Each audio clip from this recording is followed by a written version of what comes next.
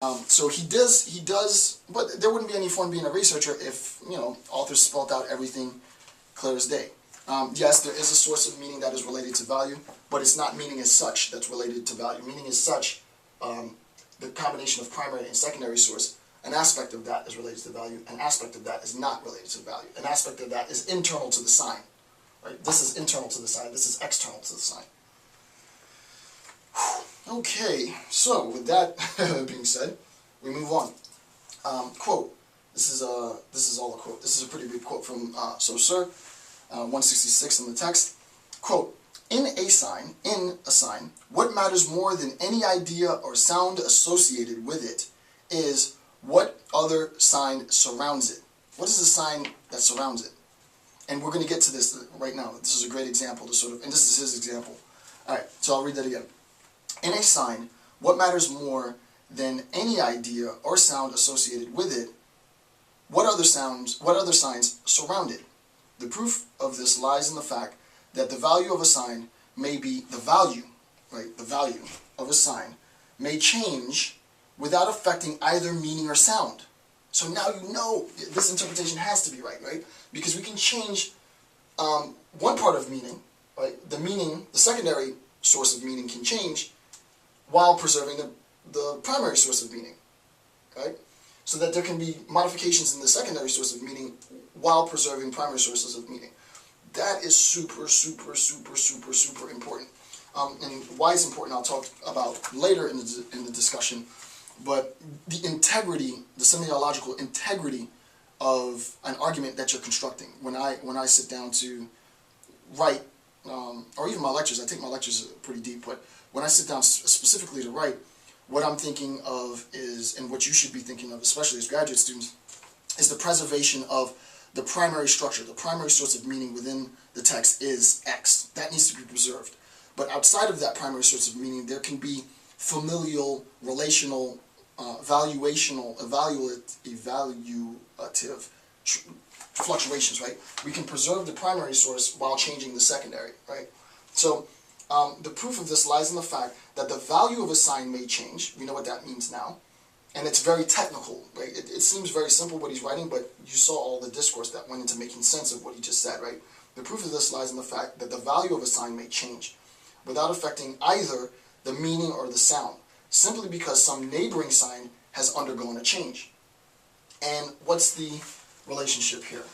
Alright, so now, this is good stuff. I don't particularly want to erase it, but yeah, and I'm not. Okay, so how do we make sense of this? He gives us, and I'm not going to write this down on the board because I have it in the PDF, so if you haven't downloaded the PDF, pause it, download the PDF, come back, we're on page 11, because I'm just going to refer to the PDF. Okay, we recognize now we have two signs, right? We have the word mutton in French, and we have the word sheep in English. And they have the same meaning. There's a shared meaning between mutton and sheep. And the meaning of mutton and sheep that is shared is something along the line of mammals of the genus Ovis, right? So in English, when we say sheep, we mean, right, the signifier sheep points to the signified, which is mammals of genus Ovis, right? Also in French, the term mutton in French, and this is also Saussure's example, the term mutton in French points to the same concept, right? It's signified by mammals of genus Ovis, right? So that the relationship between the signifier and the signified in French and English with respect to the signals mutton and sheep, the meaning is the same, right? The meaning is exactly the same. However, the value is different, right? There's a difference in value, and maybe I will draw this down after I finish.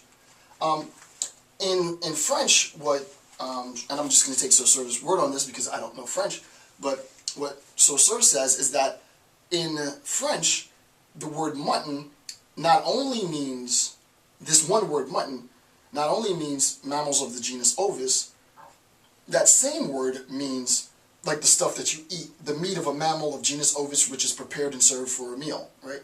So we know that mutton is something that you eat, but in English we have two different words. We have sheep that relates to, I want to make sure I get this right. We have this be technical. We have the signifier sheep, and that relates to mammals of genus Ovis.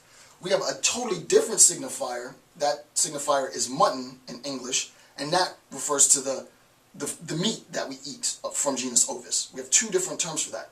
In French, one signifier pertains to both concepts, right? One signifier, mutton, in French, relates to the species, genus Ovis, mammals of genus Ovis, but it also relates to the food that you eat. So one term in French does what two terms do in English. We have sheep and mutton.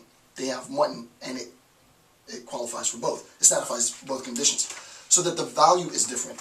And actually, I'm not going to draw this because I don't need to, because I think I was just clear. What you see here is the relationship, right? The meaning internal to the sign of mutton,